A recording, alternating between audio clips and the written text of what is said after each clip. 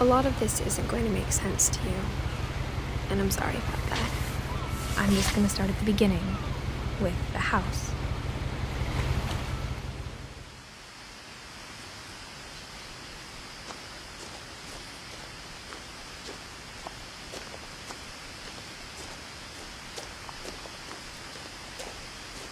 I lived here until I was 11, but I wasn't allowed inside half the rooms.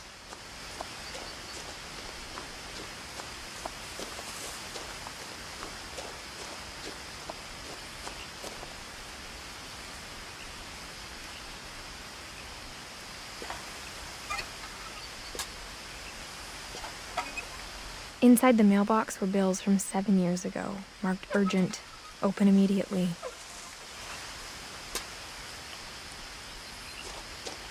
I hadn't been back since my brother Lewis's funeral.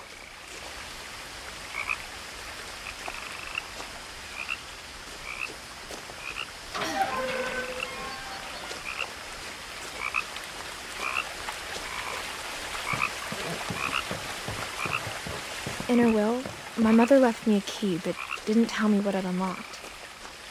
Maybe she thought I'd know, or she thought that the mystery would be enough to bring me back.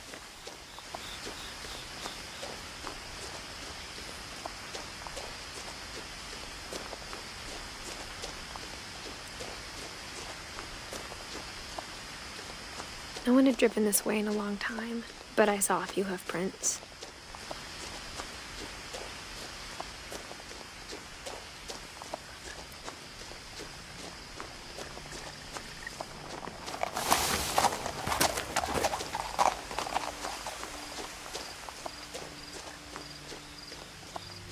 The truth is, even after I inherited the house, I never thought I'd come back to it. But now I had questions about my family that only the house knew the answers to.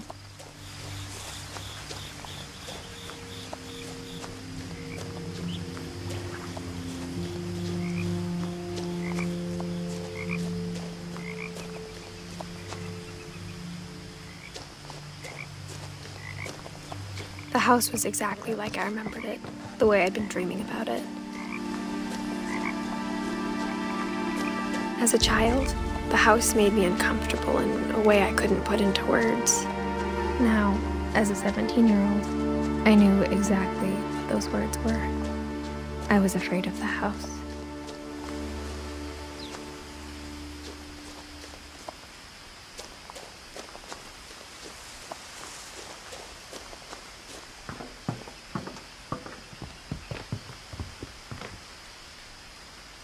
I hoped the key might unlock the front door. It didn't.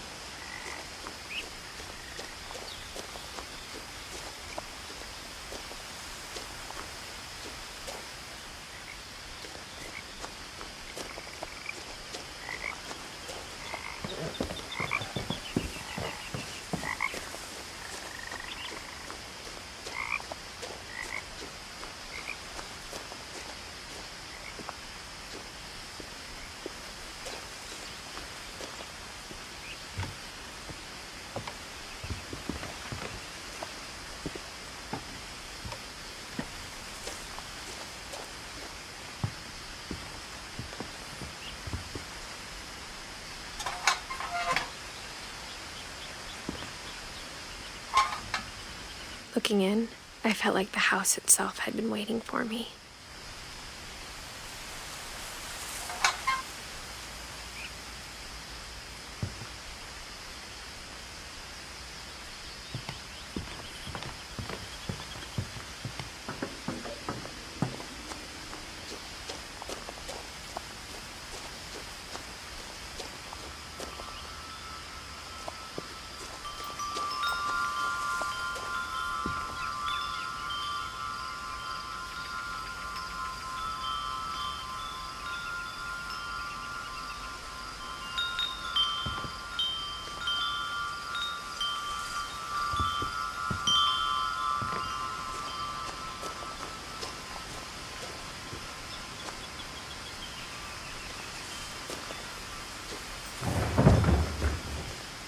I heard something moving around in the garage.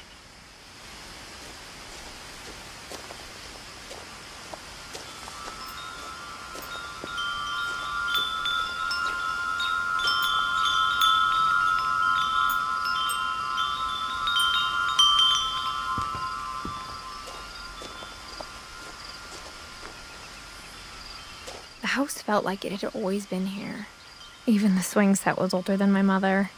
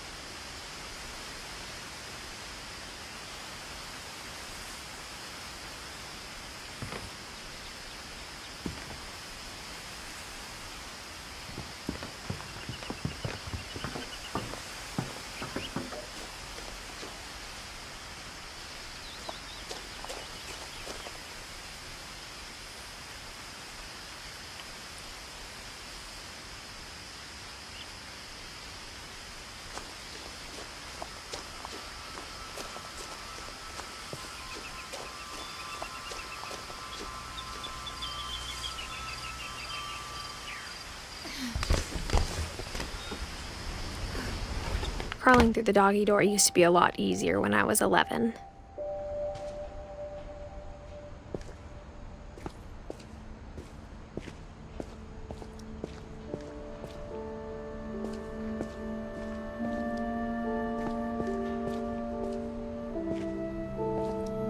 For the first time in years, I felt like I was home. But instead of a family, there were just memories of one. Like how only one restaurant would deliver to our house, so we had Chinese a lot. Or how after Louis started working at the cannery, we all got sick of eating salmon. Except our cat, Molly.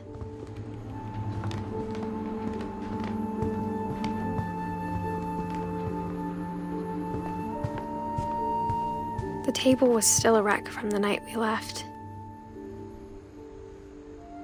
It was like a bomb had gone off, killing everyone but sparing the furniture.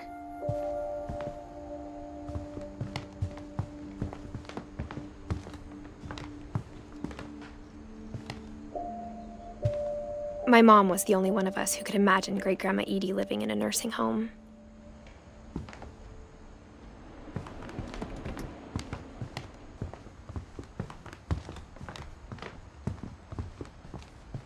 Nothing in the house looked abnormal.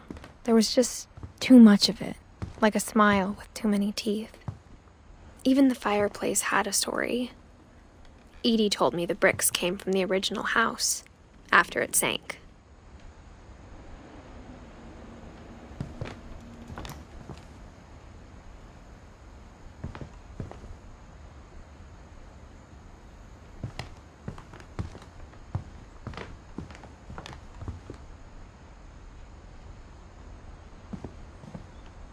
Mom always told me to stay out of the basement, so I wasn't too surprised when the key didn't fit.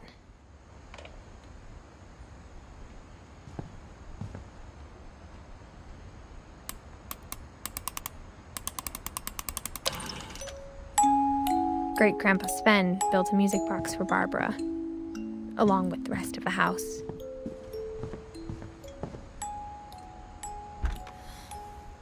Edie told me once that every Finch who ever lived is buried somewhere in the library.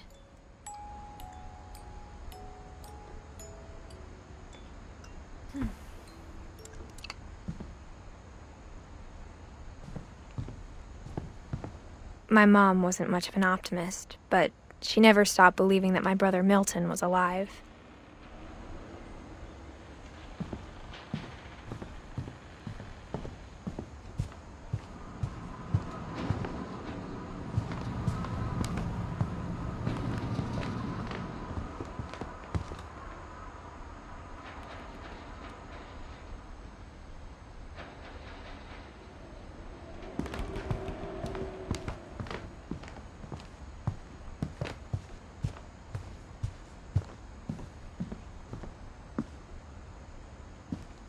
After Milton disappeared, Mom sealed up all the bedrooms. Then Edie retaliated and drilled peepholes.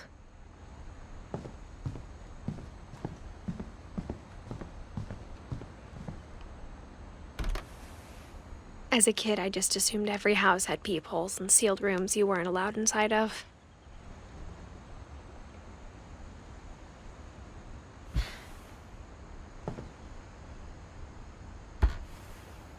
My Grandpa Sam spent 7 years sharing a room with his dead brother, Calvin.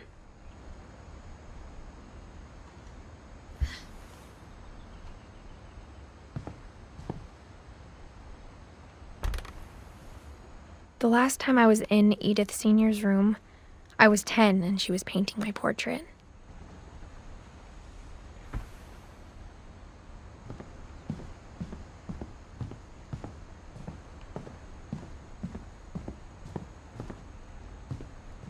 I spent a lot of time playing in Great Uncle Walter's room. I think my mom sometimes regretted not sealing it up. Louis told me there were secret passages, but I never believed him.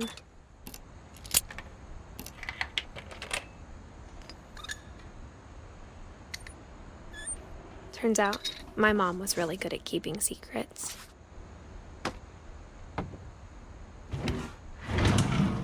Now it was time to find out what my mom had been afraid of.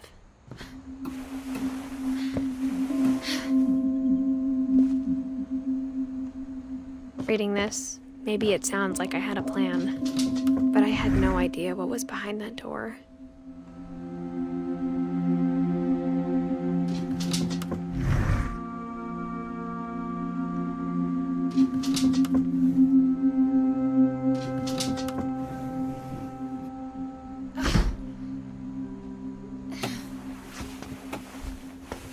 Just like I had no idea where all this was gonna lead.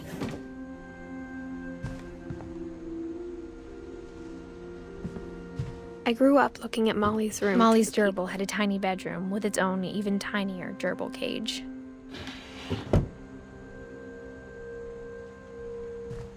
Being inside for the first time, I felt like I'd stepped behind a painting.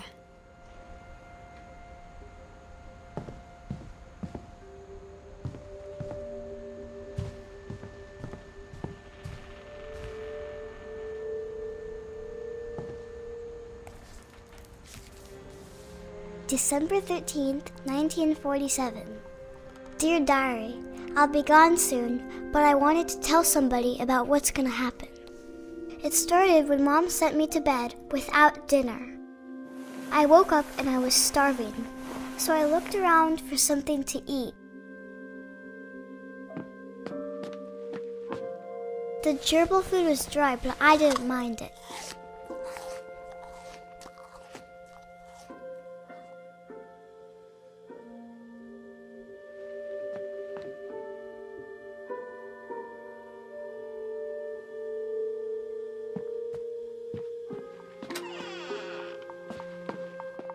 I kept eating and eating.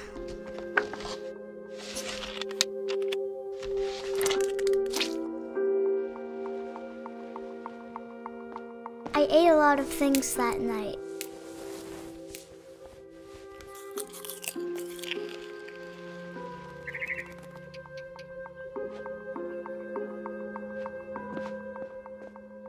Then I heard chirping outside my window. It was a barn swallow going back to her nest. I reached out for her.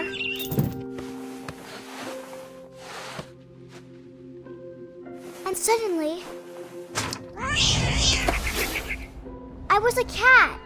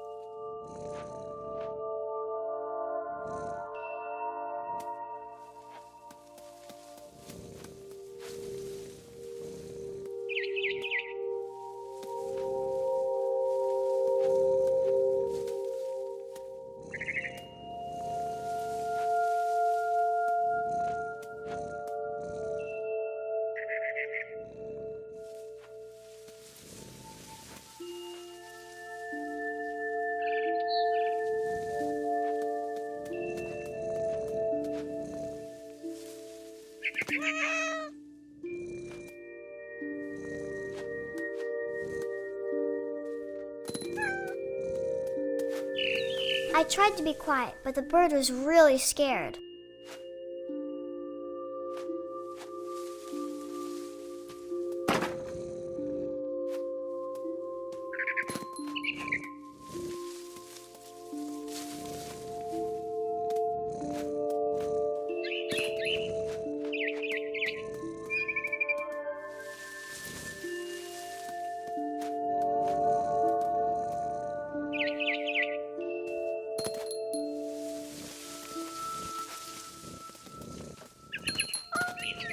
Mom and Dad didn't even look at me.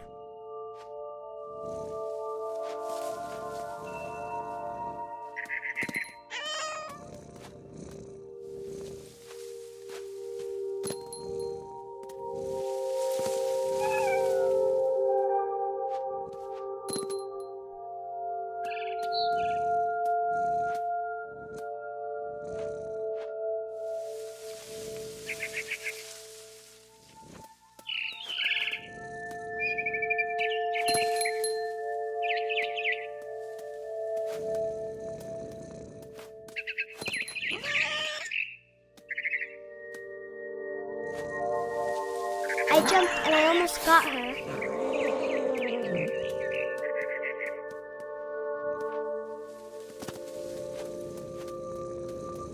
I could tell she was getting really tired.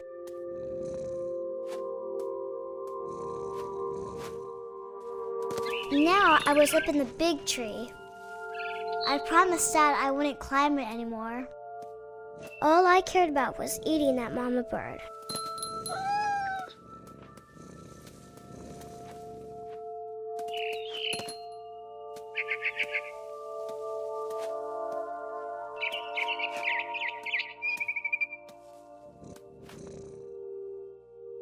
I gobbled her up.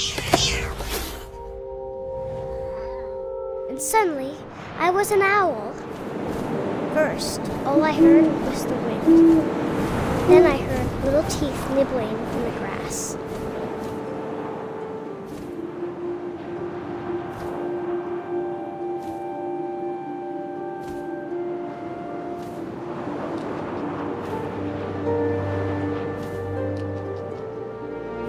Rabbits.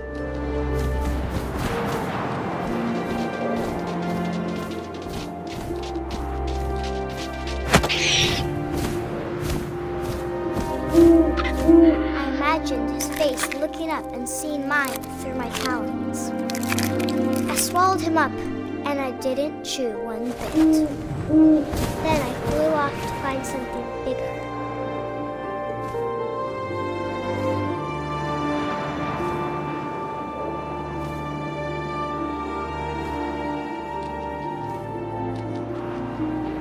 A mama rabbit.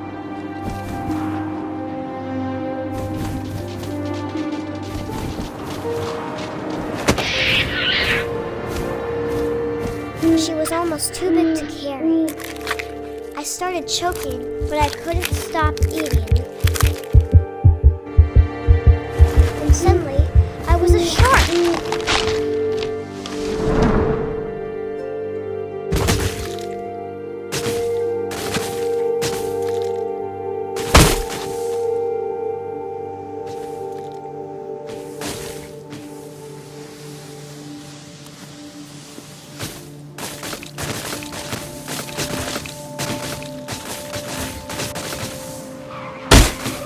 I rolled off a cliff and into the ocean.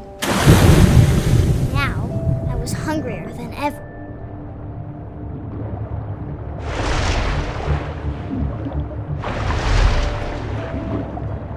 I wanted fat, juicy seals.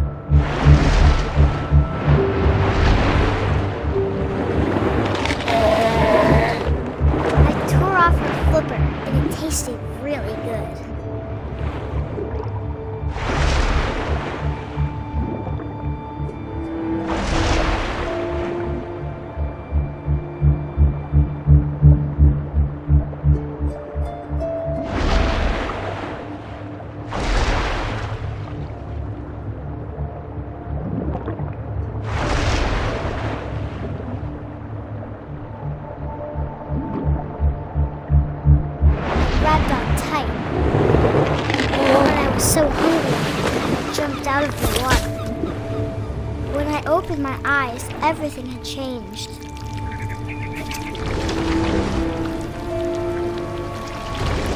Now I was a monster, and I smelled people everywhere.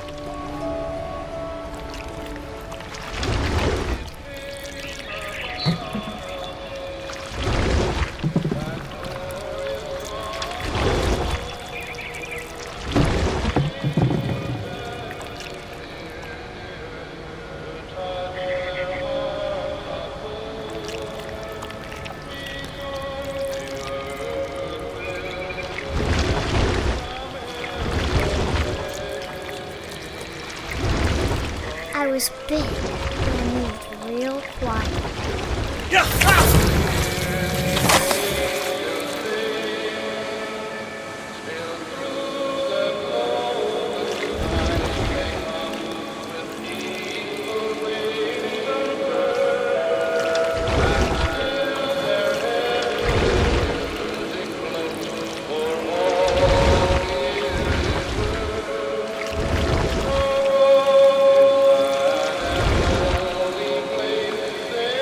I wanted to stop it, but also I didn't.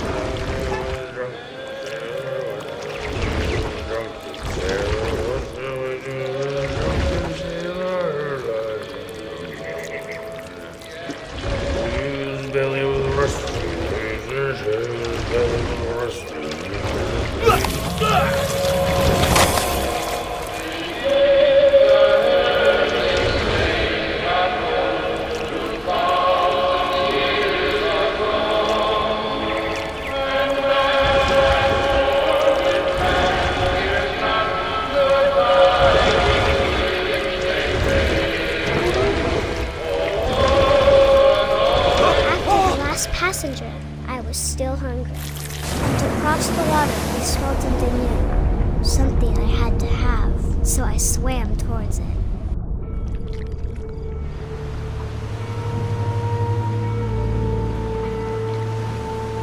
I slithered onto the sand, and the good smell went into an old pipe.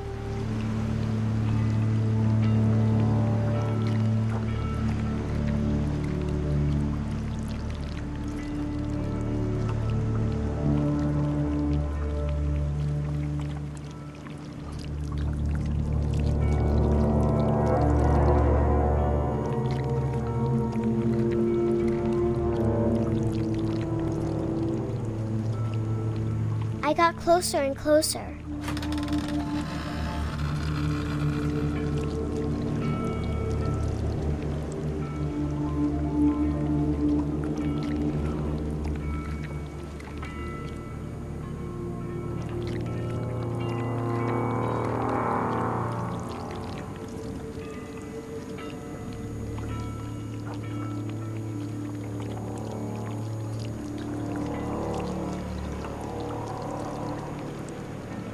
All my stomach started growling. And suddenly, I was me again. I held my breath for a long time, but I couldn't hear anything. I think it's waiting for me to fall asleep. But it's not going to wait much longer. It needs to feed, and we both know I will be delicious.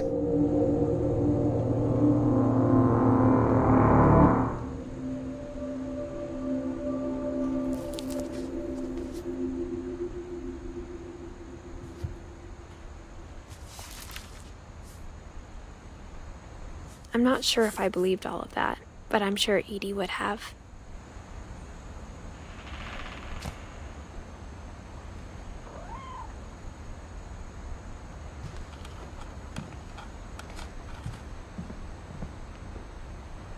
I can't describe it, but I felt like some part of Molly was still here.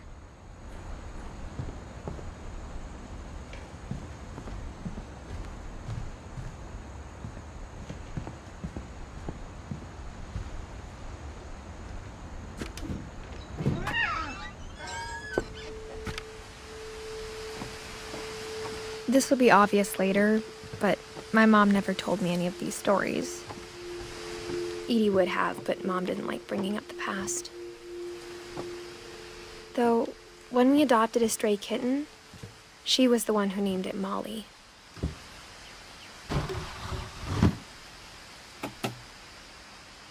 I spent a lot of time in Great-Grandma Edie's room. Her room was like a museum.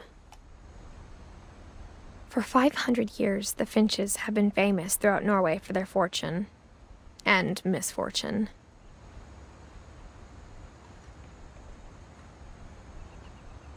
Odin Finch buries the latest victims of the family curse, his wife Ingeborg. On January 7th, 1937, he set sail with his family and his house, hoping to leave the curse behind. But 40-foot waves off the coast of Washington send the house and Odin's daughter Edie, with husband Sven and baby Molly, step ashore on their new home. Odin Finch is the first to be buried in the new family cemetery.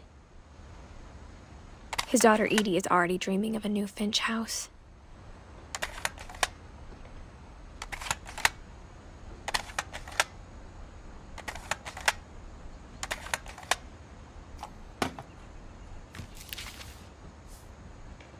Whatever's wrong with this family, it goes back a long ways.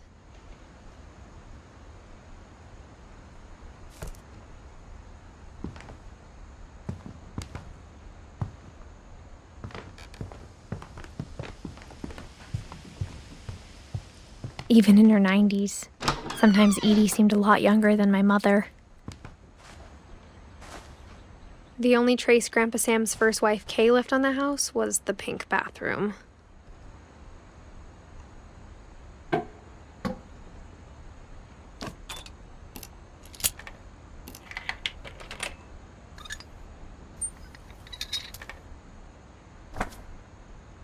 There's a secret in this bathroom. It's in the last place you would look.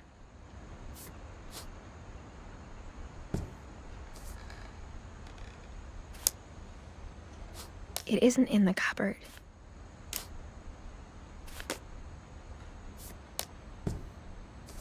It's hidden in this book.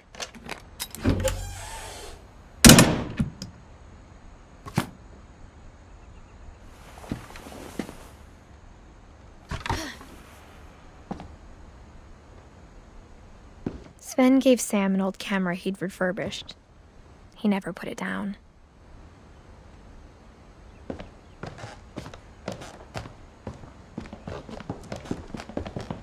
From the paintings on the wall, it was clear my brother Milton had been here before me.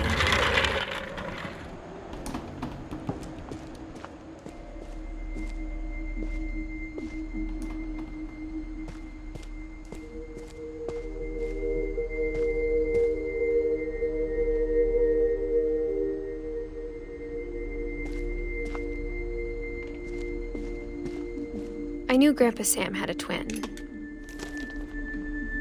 and that he never talked about him. I guess my grandpa didn't like history any more than my mom did.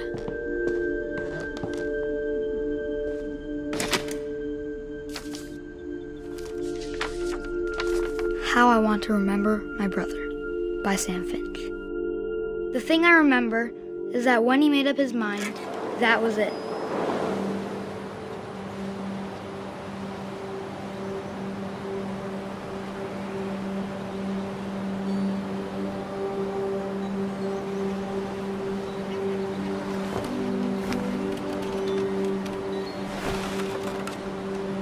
My brother said he'd die before he ate another mushroom, and he did. At Barbara's funeral, he swore he'd never be afraid again, and he wasn't. I think Calvin always wanted to fly.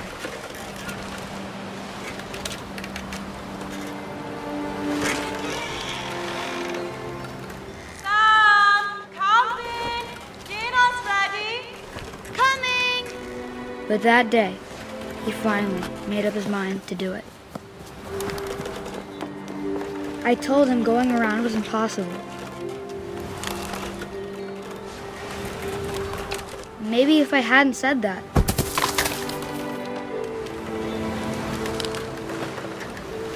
Calvin, I'm not gonna tell you again. maybe if the wind hadn't picked up, then maybe he'd still be here. But I doubt it. I think he'd already made up his mind. That's what I want to remember about my brother.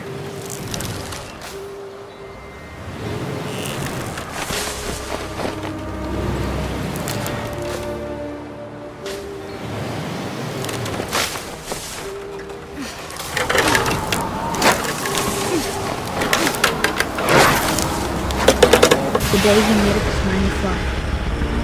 And he did.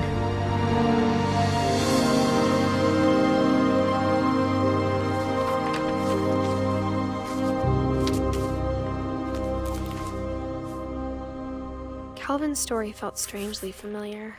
When I was younger, I remember trying to do the exact same thing.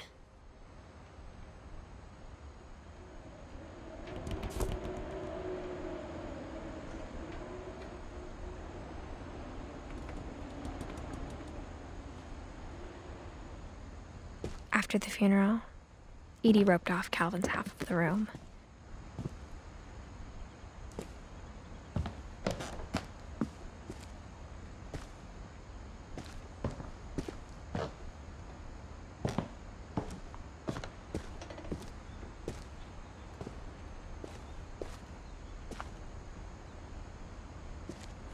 Mom said Grandpa Sam enlisted at 18 and never set foot in the room again.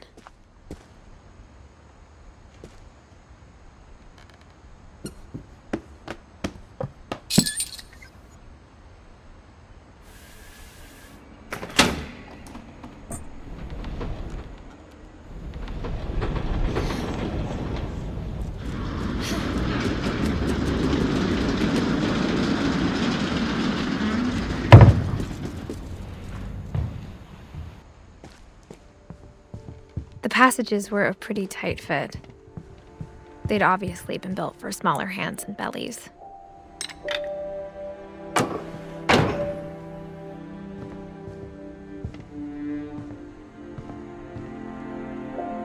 Whenever people ask me about my family, the first thing they always want to know about is Barbara. Mom must have locked the third floor stairs on the night we left.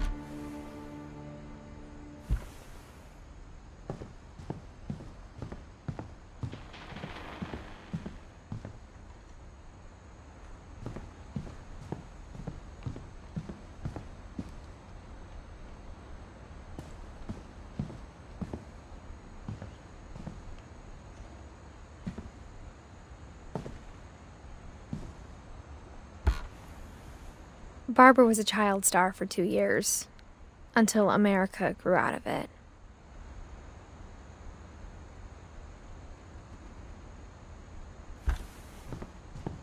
Edie's father, Odin, built the original house.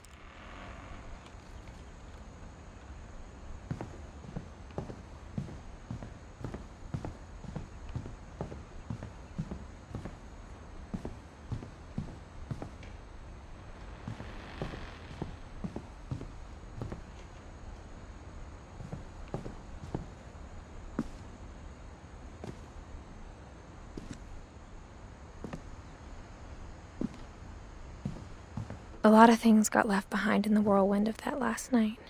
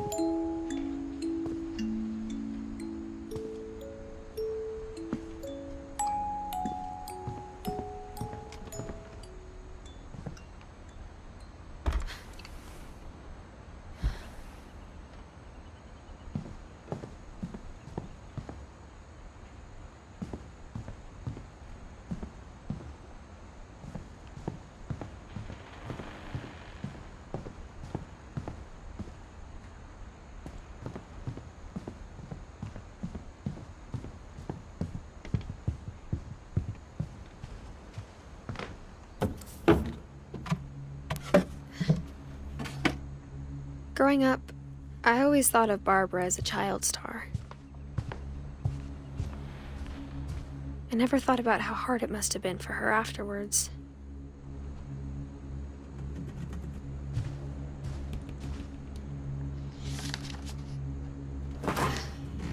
Of all the stories people wrote about Barbara's death, I'm surprised Edie saved this one.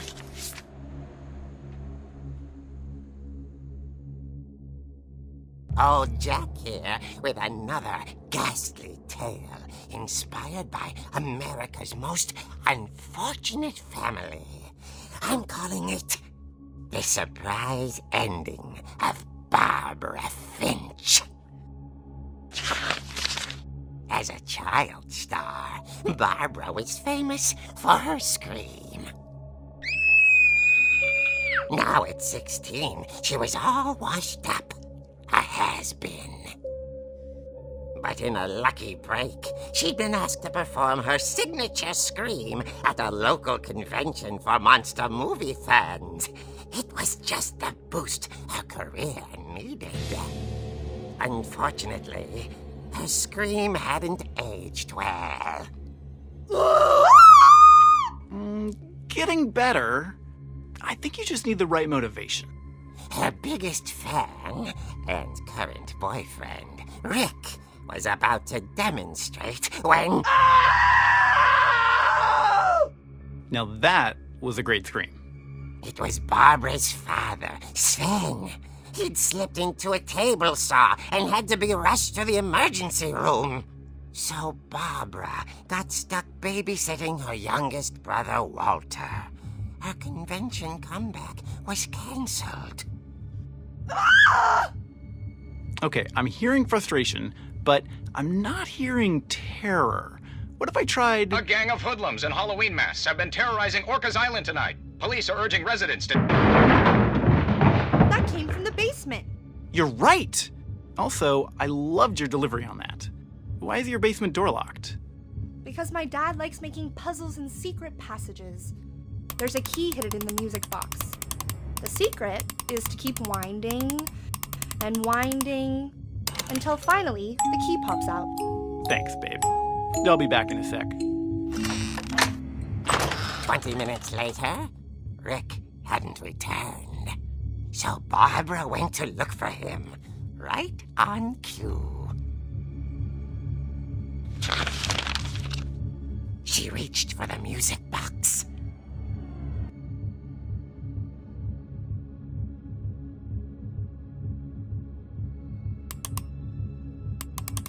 And as she wound the key, she listened for Rick, but the house was silent.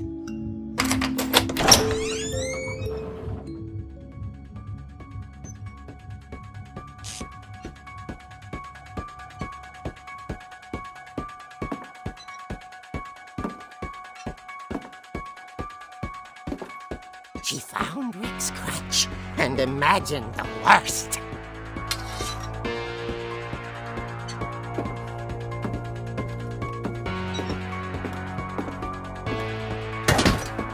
The gang's leader is the infamous Hookman killer, Dr. Carl Hamill, who impaled and then ate his family 10 years ago tonight. The old fridge rattled and grew still. Oh dear! Oh! Rick? Barb, relax. I was just trying to scare you to help you find your scream. Well, I'm not scared, Rick. I'm furious. Then act furious. All I'm getting from you now is that you're hurt and confused and She threw him out, but she kept a little something to remember him by. Barb, have you seen my other crutch? And she was still holding it when she fell asleep watching the late picture show. Hours later... Barbara! Walter, what's going on up there? Ah! Okay, I'm coming up, but if this is a trick, you're dead, Walter.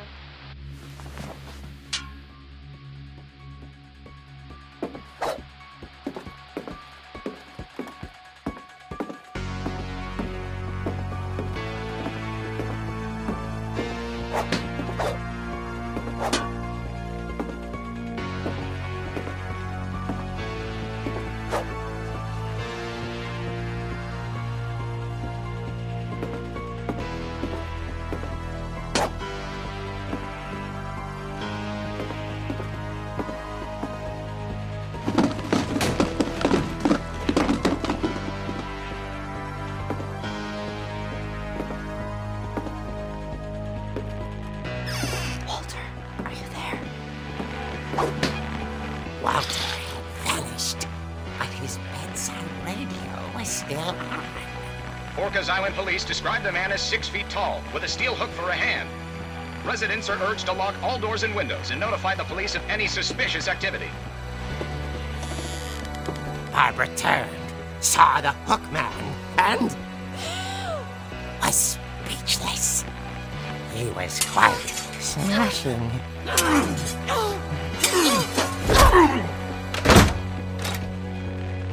And he only was. He couldn't get enough of Barbara. Okay, Barbara, there's gotta be another way out of here.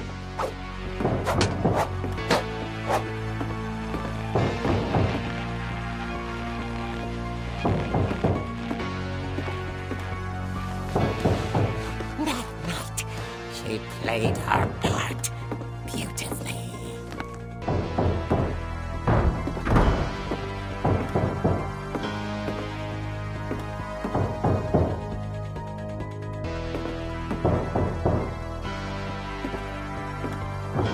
She thought about abandoning Walter, but just couldn't do it.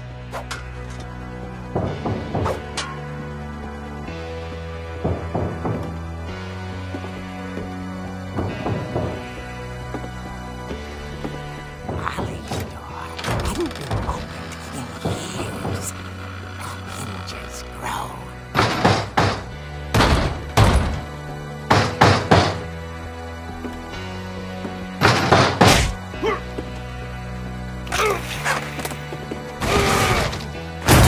He wasn't moving, but she sensed the story might not be over yet.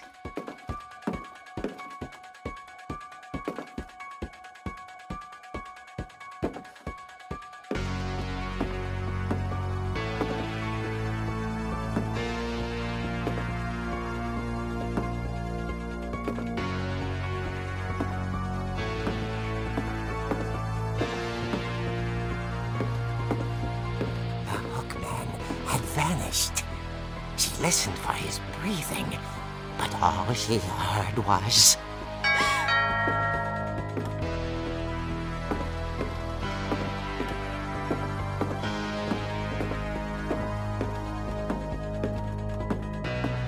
At the door, she heard whispering. It was coming from inside the house.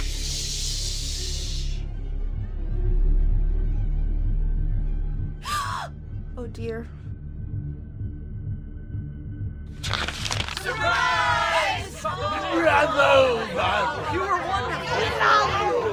monsters had come to surprise her. For Barbara, it was a dream come true. Then she saw what kind of monsters they were, and she realized what was about to happen. She was going to be famous. And with her final breath, Barbara Finch gave the performance of her life.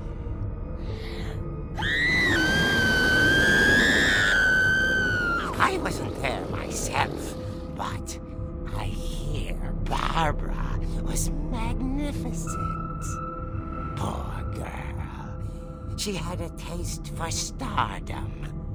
But unfortunately, so did her fans.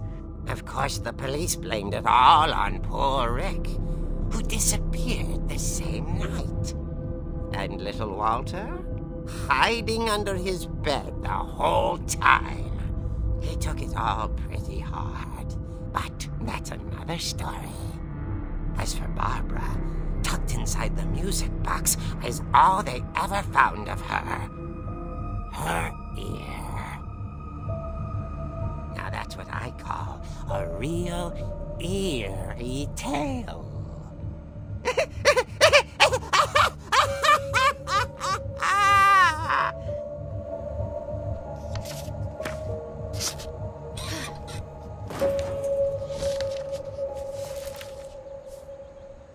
Edie told me all Barbara wanted was to be remembered, as absurd as that comic was.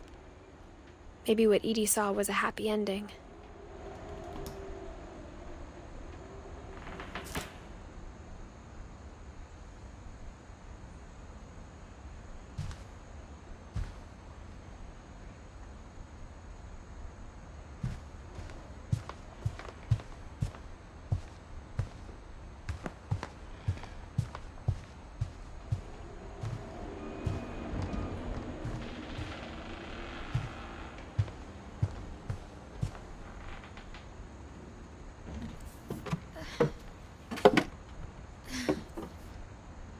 I guess now I know why Mom didn't like me playing with the music box.